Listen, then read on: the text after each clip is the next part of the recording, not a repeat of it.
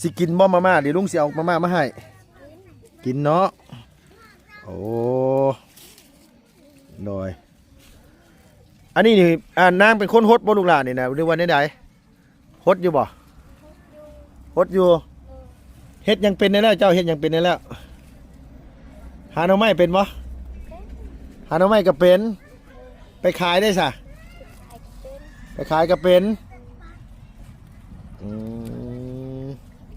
ไปขายนอก็ได้เนาะล่ะเนาะไปหานอก็เป็นชวนหลายไปก็ไปบ่ไปกับน้องรัดบ่อันนางกับรัดนี่เป็นหมู่เดียวกันบ่อ๋อโดย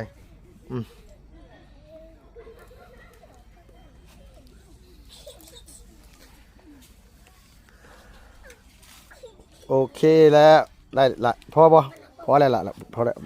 นี่โดยได้เลยละได้เลยละอันนี้ผักกาดบ่นางนี่ตัวนี้ผักกาดบ่ลูกตัวนี้เพิ่นโบงไม้บ่นี่นะโอ้ยพี่น้องมันงามขนาดเลยอันนี้ก็เอาได้บ่นี่เอานี่น้ำเอานี่น้ำโดย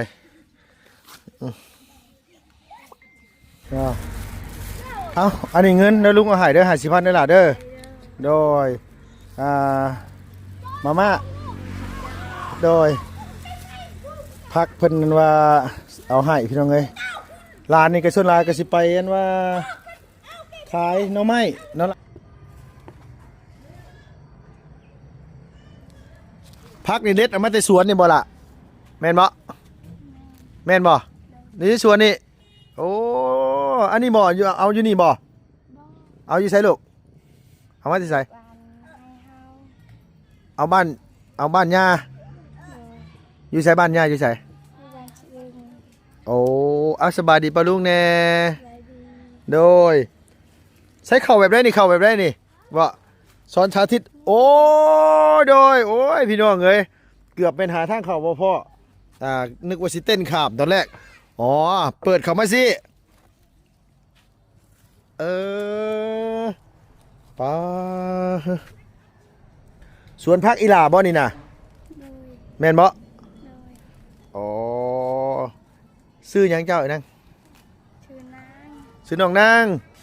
โอ้กำลังเฮ็ดหยังนี่นะเก็บผักบ่ได้เก็บผักป๋อผักสลัดพี่น้องเอ้ยงามแท้ขมบ่ล่ะขมบ่ผักสลัดนี่ขมบ่ขมอยู่บ่อันนี้ก็สารเน่ใส่ไปเบิ่งพุ่นด้วยฮะพักหญ้าขาหุ่นพี่น้องเอ้ยน้องนางเรียนอยู่ปอใดลูกล่ะฮะบ่ได้เรียนโอ้เอาบ่ได้เรียนเลยบ่แต่ละยังน้อยได้เรียนบ่ลูกบ่ได้เรียนเอาแล้วอ่านหนังสือได้บ่บัดนี้บ่ได้เอาเนาะสูตรว่าไป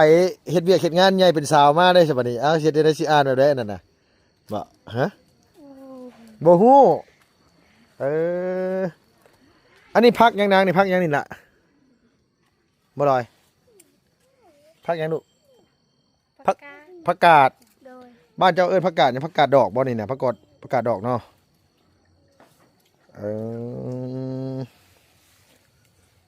อันนี้ของไผซะตัวนี้ล่ะบ่นาง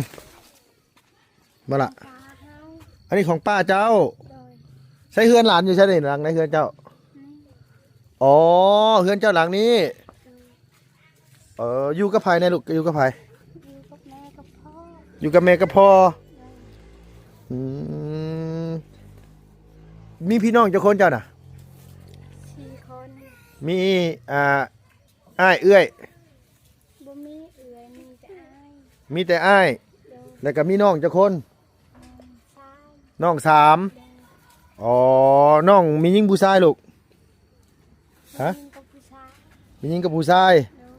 โดยอันนี้ใส่ปุ๋ยวะนี่ได้ใส่ปุ๋ยบ่ได้ใส่บ่ได้ใส่ลุงสิซื้อขายบ่นี่ขายบ่ลุงสิซื้อนี่ขายบ่ขายนะสิซื้อไปกินนี่ได้ยินมาถามแม่ด้วยหาบอกว่าลุงสิซื้อขายบ่บางสิฮะใช่แม่เจ้าอยู่ใช่แม่เจ้าน่ะ โอ้ยเนาะคนขายหน่อไม้นะมาพี่เนี่ยนะอันว่าขายบ่พักนี่สิซื้อไปกินนี่ขายบ่พักสลัดนี่สิซื้อไปกินนี่ว่ะโอ้โดยสบายดีเด้อลูกสาวบ่นี่นะป้ามีลูกสาวใหญ่ปานนี้เนาะเจ้าเนาะเดี๋ยวเข้ามานี่เนี่ยเข้ามานี่เนี่ยเจ้าเข้ามานี่เนี่ยขออยากถามเอาผัวจะจักปีคือมีลูกใหญ่แท้ เอ้าจักละหาบ่ฮู้ละ ได้ได้ทำ18 19 ปี 18 19ตอนนี้อายุเท่าไหรเจ้าน่ะ เอ้าอยู่หาบ่ฮู้ละ อันนี้ลูกแท้ๆเลยบ่ ลูกแท้ๆเลย ป้าแม่กับลูกสิซ้ำกันแล้วพวกนี้ มาลูกกกหาชั้นนี้คือกันน่ะ ลูกกกอันนี้คือโมเมนต์ลูกกกบ่นี่นะ ลูกก้างลูกกกผู้ชายเลย โอ้บอกง่ายคือเจ้ามีลูกชายคนหนึงแล้วก็ได้อีหลานี้ได้น้องนางนี้ โดย แล้วก็มีลูกจะคนทั้งหมดน่ะ ห้า 5คน โดย ป้า น้องอี ตัว นางอีเนียงน้องอีเนียงอีเชียงนี่ โดย ชาวชื่นใจนี่นะ โอ้มีผู้ชาย2 โดย มีหญิง3 โดย โอ้โอเคอันนี้นี่เอาไว้เฮ็ดแนวบ่นี่นะหรือว่าในใด ได้ไว้กิน เอาไว้กินนางมานี่ไปเจ้าไปพิงไพ่บัดนี้สิคุยกับลูกสาวเจ้า เอาโลด โดย ซื้อก็ได้นะ เจ้าไปพิงไพ่เดี๋ยวเฮาสิคุยกับลูกสาวเจ้าบัดนี้ไป กินไปเฮือนนะบ่ เขาบอกว่าเอื้อยออกไปนั่งพิงไฟอยู่พุ่นโนดเดี๋ยวเขาสิคุยกับน้องผู้นี้เจ้าออกไปก็ได้เดี๋ยวโดยให้เพิ่นเอาพักให้เฮาโดยโมเมนต์ว่าให้ไปจุไฟอยู่เทิงในโมเมนต์เฮือนอยู่บ่มี โดยเนาะเฮือนอยู่ก็โอ้ยอันนี้อยู่กับไผอยู่กับผัว อยู่กับพ่อ แม่ย่า แม่ยายอยู่ตั้งหาก อ๋อเจ้าอยู่เฮือนต่างเนาะ โดย โอ้เอ้าเอ้ยเป็นคนบ้านไหนเอ้ยน่ะ บ้านสะดึง บ้านสะตึง บ้านสะดึง บ้านสะดึงในผู้เนาะเข้าไปทางบ้านละฮอ โดย โอ้โดยเอาอีกละเอามาเอาเฮ็ดได้เอาให้ลุงเนี่ยโดยให้ร้านเอาพักให้ก่อนพี่น้องเอ้ยเดี๋ยวสิอันว่าซื้อไปกินอันว่าอันนี้โดยโอ้มันต้องเด็ดเอาเนาะล่ะเนาะแบบนี้แหละนี่ป้าไปพันข้าวปุ้นพี่น้องเอ้ยซัมซีแซ่บมานั่งกินมาม่าอยู่บ่ลูกสิกินบ่มาม่าเดี๋ยวลุงสิเอามาม่ามาให้กินเนาะโอ้โดยอันนี้นี่นางเป็นคนฮดบ่ลูกหลานนี่นะหรือว่าไหนๆฮดอยู่บ่ฮดอยู่เฮ็ดยังเป็นได้แล้วเจ้าเฮ็ดยังเป็นได้แล้วหาหน่อไม้เป็นบ่หาหน่อไม้ก็เป็นไปขายได้ซะไปขายก็เป็นไปขายนอก็ได้เนาะล่ะเนาะไปหานอก็เป็นส่วนหลายไปก็ไปบ่ไปกับน้องรัดบ่อันนางกับรัดนี่เป็นหมู่เดียวกันบ่โอ้โดย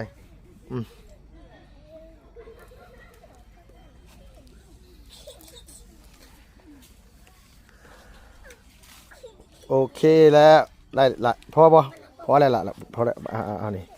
โดยได้เลยละอันนี้ผักกาดบ่นางนี่ตัวนี้ผักกาดบ่ลูกตัวนี้เพิ่นโบงไม้บ่นี่นะโอ้ยพี่น้องมันงามขนาดเลยอันนี้ก็เอาได้บ่นี่เอานี่น้ำเอานี่น้ำโดย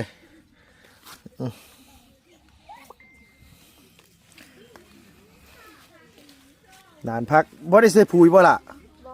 บ่ใส่ปุ๋ยธรรมชาติเลยบ่นี่นะแบบธรรมชาติเลยแบบว่าของปลูกแบบใส่พุ่นขี้แบ่นั่นแหละเนาะขี้แบ่ขี้งัวนี่แหละพี่น้องชนลาย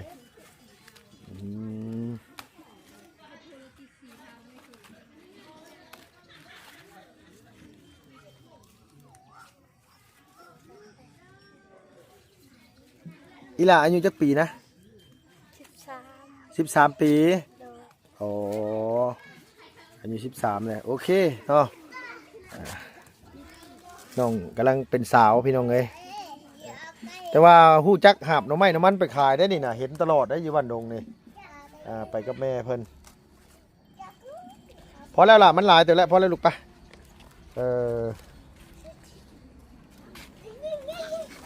หาทางออกก่อนมาที่นี่พี่น้องเลย อันนี้เนาะนางเฮือนเจ้าอยู่เนาะโอ้โอ้ยลุงบ่กล้าขึ้นเนาะขึ้นนี่บ่ฮักบ่เฮ้ยมันสิบ่ฮักบ่ บ่ฮู้โอ้ยยันฮักเด้เนาะขึ้นไปนี่เนาะขึ้นบ่โอ้ยโอ้ใช้พาลุงขึ้นเบิ่งดูค่ะ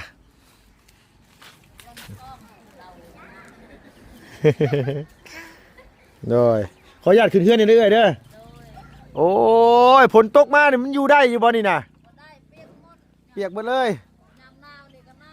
ยามหนาวก็หนาวเออโดยอ๋ออันนี้หม่องจูไฟบ่ลูกหล่ะอันนี้นี่คือมันบ่เป็นแป้นเนาะนางเนาะมันไม่กระพากเนาะเคยโลมบ่ล่ะเคยโลมบ่เคยโลมบ่เคยตกปองอยู่บ่เคยโดยเฮือนน้องเพิ่นก็อันนี้ไฟฟ้านี่ต่อมาแต่เฮือนไผลูกล่ะต่อมาแต่เฮือนป้าเจ้าโดยเฮือนน้องเพิ่นก็อู้พี่น้องเอ้ยขึ้นมาเบิ่งทางในแหละมันบ่ได้มีหยังเลยเฮือนเจ้าเฮ็ดทั่วเลยเฮ็ดหยังเฮ็ดสวนบ่ลูกหรือว่าเฮ็ดไร่เฮ็ดไร่บ่มีถุงยางบ่ใส่ผักน่ะเอาสิถุงยางใส่ให้ลุงแหน่โดยโอ้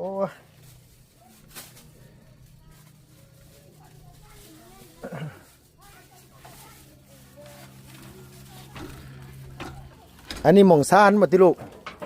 ซานหม่องอันเฮ็ดอันล่างถ้วยล่างบวงอยู่นี้เนาะโดยมาลงมา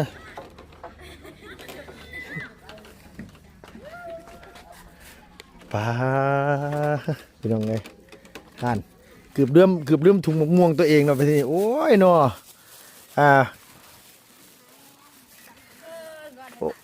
บ่มีช็อตมองอันเข้าไปนี่มองอันว่าอันผิงไฟเนาะ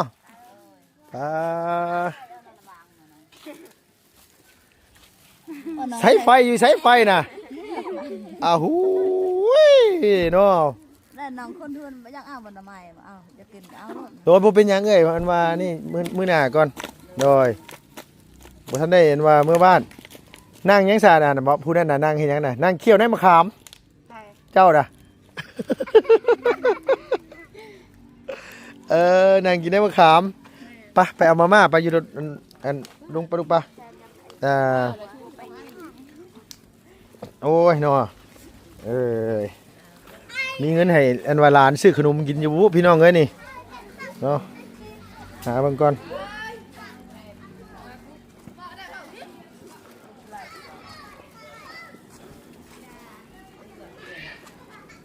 แต่เก่าย่ามหน่อไม้นี่ไปขายหน่อไม้เนาะนางเนาะ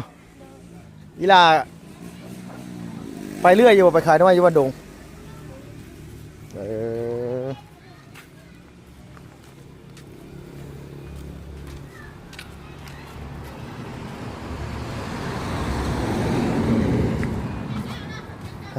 เนาะพี่น้องเลย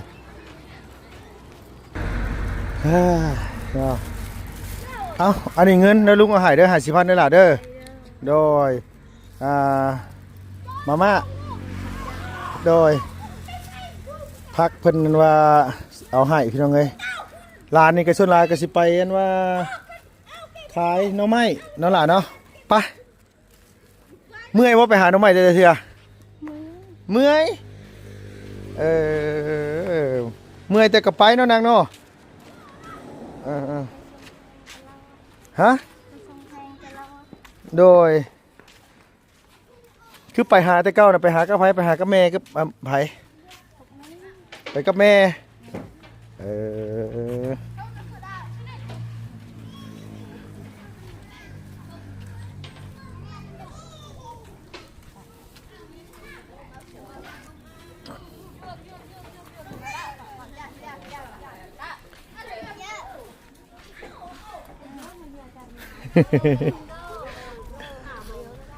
อันนี้นี่เพื่อนน้องทางฟังนี่พี่น้องเอ้ยบนนี้บันไดขึ้นบ่นางทางนี้น่ะบ่มาพี่บ่บันไดบ่ได้มีขึ้นมาทางนี้น่ะบ่มี เอาขึ้นทางไหนขึ้นทั้งผู้ทั้งซานผู้ขึ้นได้แต่ทางนั้นอย่างเดียวทางนี้ขึ้นบ่ได้โอ้ยเนาะมันก็ขมังแล้วเฮ้ยมีไว้เฮ็ดหยังซะนี่น่ะว่าคือบ่ปิดแล้วลมหนาวจังบ่พัดมาลมหนาวพัดมาได้แบบนี้น่ะอะแม่นบ่ฉลุงเว้าลมหนาวพัดได้แบบนี้น่ะหนาวบ่หนาวบ่หนาวโดยอันนี้เฮือนเจ้าเฮือนยาเจ้าอยู่ไสค่ะเฮือนยาหลังนี้อ๋อเฮือนยาอยู่หลังนี้เนาะลูกเนาะเจ้าอยู่หลังนี้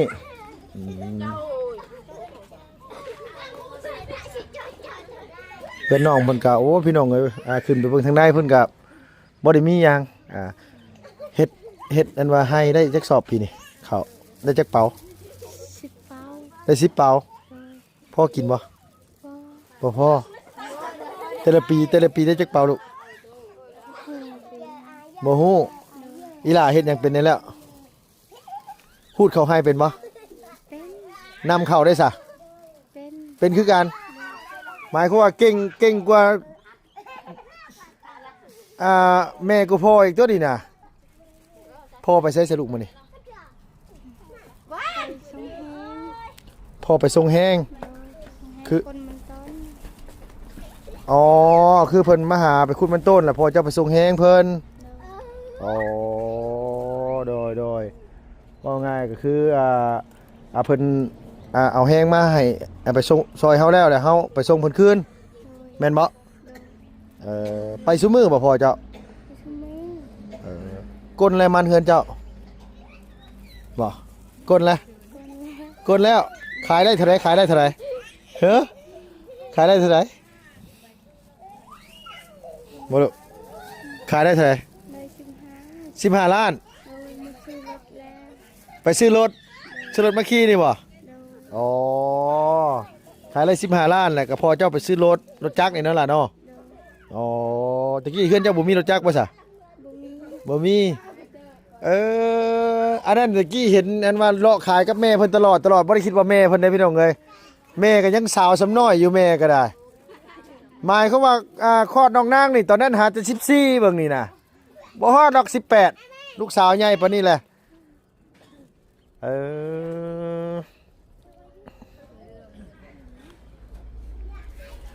เฮือนน้องกับโอ้ยเนาะ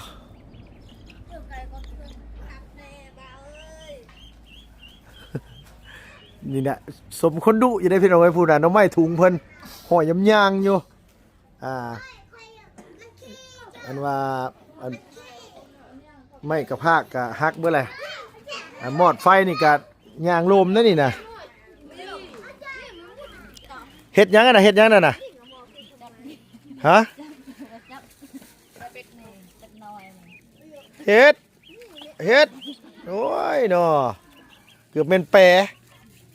จักโตอยู่หั่นน่ะบ่เอ้ย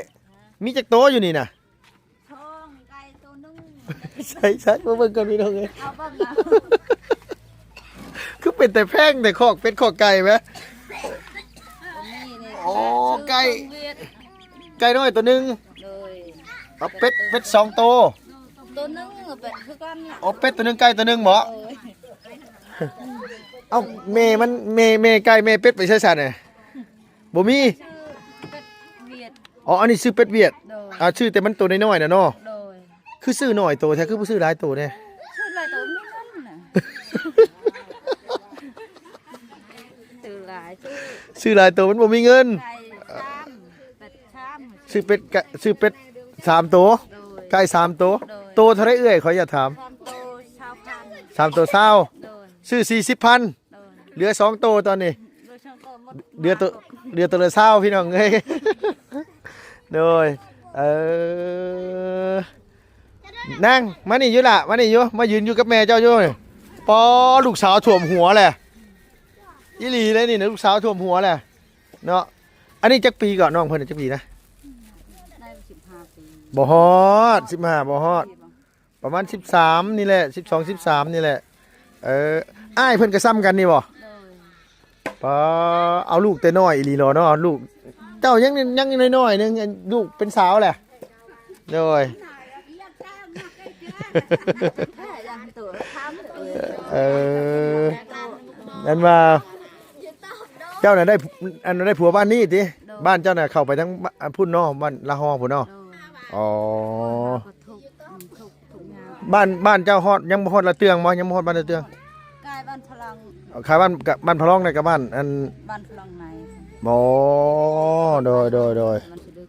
อยู่บ้านพะลองอยู่บ้านสลึง โดย อ๋อเมื่อวานนี่เขาก็เข้าไปอยู่เมื่อวานนี่เข้าไปทั้งหมดแหละ เขาเงิน ไปบ้านอย่างว่าบ้านจักแล้วซื้ออย่างว่าพี่น้องเอ้ยลืมซื้อเพิ่นเลยเขาไปอยู่เฮือนน้องอย่างว่านานลืมซื้อล่ะเมื่อวานนี่เข้าไปโดยอยู่บ้านเจ้าหั่นแหละ คือหายัง เออ เชียร์แล้ว พ่อเสียแล้วเสียไปเลยอ้าย4คนก็เสียไปเลยพ่อก็เสียแล้วอ้าวบัดนี้เนี่ยเฒ่าแม่แล้วอยู่กับไผซะ อยู่กับน้องยังคนเดียวน้อง ผู้ชายแม่นหญิง ผู้ชาย ว่าไงก็คือพ่อก็เสียอ้ายก็เสียเบิดแหละ โดย เฒ่าแม่แล้วอยู่กับน้องชายสองตอนนี้อยู่กัน2คนนึง โดย โดยเอาโอเคซะนางลุงเมื่อก่อนเด้อโดยได้50,000นี่ไปซื้อหยัง50,000นี่เอาไว้ซื้อข้าวโดยโอเคเอาสบายดีโดยโอ้เป็นแต่แพงแห้งพี่น้องเอ้ยน้อยแต่ก็ยังฮู้จักซอยพ่อแม่โอ้ยอยู่บ้านลุงซ้ำนี่1เขายังบ่ทันได้เป็นซ้ำอันนี้ยังขายน้ำมันเป็นเมื่อไหร่เฮ็ดหยังกับซอยเหือซอยแห้งได้เมื่อไหร่โอ้เนาะฮู้จักความขนาดเลยคันอยู่บ้านลุงนี่โอ้ยพี่น้องเอ้ยเพื่อสิได้ใส่เวียกใส่งานบ่แม่นเรื่องง่ายเลยเขาไปเข้าโรงเรียนให้ก็ถือว่าดีเลยนะอยู่บ้านหั่นเนาะอันนี้เราบ่ได้เข้าโรงเรียนแต่ว่าฮู้จักความแท้ๆซอยพ่อซอยแม่ฮู้จักขนาดเนาะโอเคพี่น้องเอ้ยสำหรับคลิปนี้ลุงก็ต้องกลับขอบคุณใจหลายๆพี่น้องเนาะฝากผู้ใหญ่ใจดีพี่น้อง FC พิจารณาซอยเพิ่นแน่พี่น้องเนาะอีหลานางน้องก็เป็นคนสู่ชีวิตคนหนึงพี่น้องเอ้ยเนาะขอบคุณหลายๆพี่น้องอยู่ดีมีแห้งไปแล้วพี่น้องบ๊ายบายสบายดีเด้อ